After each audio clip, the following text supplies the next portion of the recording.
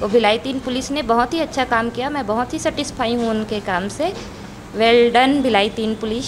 घर के अंदर से लाखों रुपए के सोने चांदी के जेवरात चुराने वाले एवं खरीदी करने वाले आरोपियों को पुलिस ने कुछ ही घंटे में किया गिरफ्तार। बुधवार को पुरानी भिलाई पुलिस से मिली जानकारी के मुताबिक प्रार्थिया राधिका हरदेल नूतन चौक भिलाई 3 निवासी ने थाने आकर रिपोर्ट दर्ज कराई कि घर की अलमारी से किसी अज्ञात ने सोने चांदी के जेवरात कीमती तकरीबन 7,85,000 रुपए का सामान चोरी कर लिया है। शिकायत पर पुलिस ने धारा 305A 334(2) BNS के तहत अपराध दर्ज कर 2 नाबालिग सहित 3 आरोपी को पकड़ा।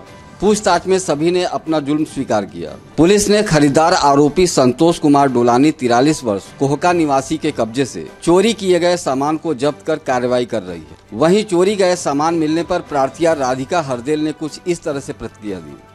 जी सर, मुझे 14 तारीख को पता चला, 14 अप्रैल को, जब मैं अपने मायके जाने के लिए लॉकर खोली तो लॉकर से मेरे सारे गहने गायब थे।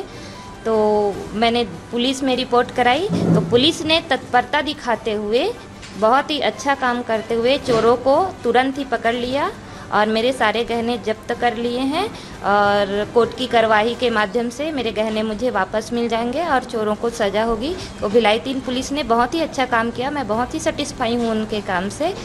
Well done Bhilai 3 police. वहीं इस पूरे मामले को लेकर थाना प्रभारी महेश ध्रुव ने विस्तृत जानकारी दी। ये प्रार्थिया है जो शिक्षक नगर भिलाई 3 की रहने वाली है। तो उसने रिपोर्ट दर्ज कराया कि लगभग 23 मार्च को उसका जो रानी हार था और घर में कुछ और ज्वेलरी था वो उसको पहनकर किसी एक फैमिली ओकेशन में गई थी। वहाँ से आने के बाद में 24 तारीख को उसने अपने जो अलमारी का लॉकर था उसमें बंद कर दी और उसके बीच में उसने देखा नहीं उसे।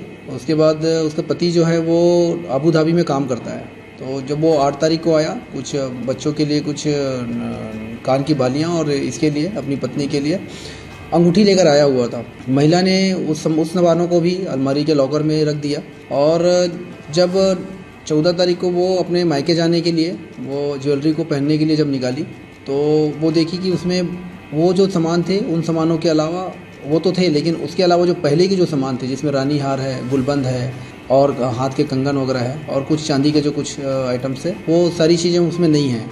लेकिन जो डिब्बा था जिसमें से चांदी या सोना रखा होगा वो डिब्बा एज इट इज़ था, किसी प्रकार का उसको छेड़खानी नहीं किया गया था।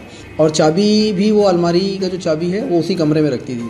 तो जब उससे पूछताछ की प्रार्थिया से तो बताई कि 29 तारीख से लेकर 3-4 तारीख के बीच में उसका जो भतीजा है, अपचारी बालक है, वो वहाँ पर मैं आया हुआ था और आने के बाद में वो घर पे रुका हुआ था। तो पूरा संदेह हम लोगों को उसी के ऊपर में था।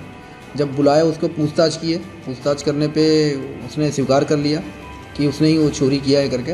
और उसका एक साथी था, वो भी अपचारी बालक है, उसकी भी उम्र लगभग 17 साल है। तो उसने उसके साथ में मिल के वो चोरी किया था। और चोरी का जो सामान है, जो उसका जो साथी था उसके पिताजी संतोष दुलानी, जो शांति नगर स्मृति नगर क्षेत्र का रहने वाला है, उसके पास में रखवा दिया था।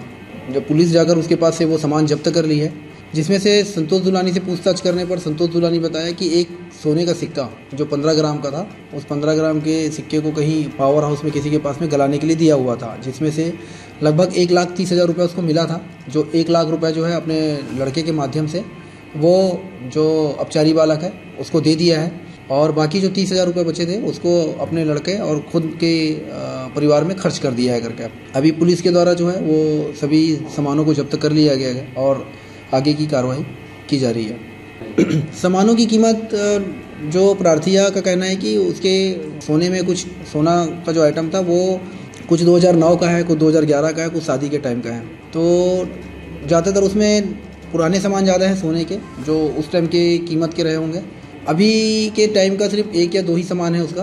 तो ऐसे कुल मिलाकर सोना और चांदी दोनों को मिला के लगभग 7,85,000 के आसपास का उन्होंने अपना ब्यौरा दिया था, जिसके आधार पर उस पर FIR की गई है। ये रहने वाला कोहका बस्ती का ही है और उसके परिवार का ही है। वो जो मुख्य अपचारी बालक जो है वो उनके देवर का भतीजा है। तो वो अब चूँकि घर पे आने का कोई बंदिश था नहीं और चूँकि इनके पति अबू धाबी में रहते तो इस वजह से उन्होंने उनको इस सभी नवरात्रि के टाइम पे बुलवा लिया था।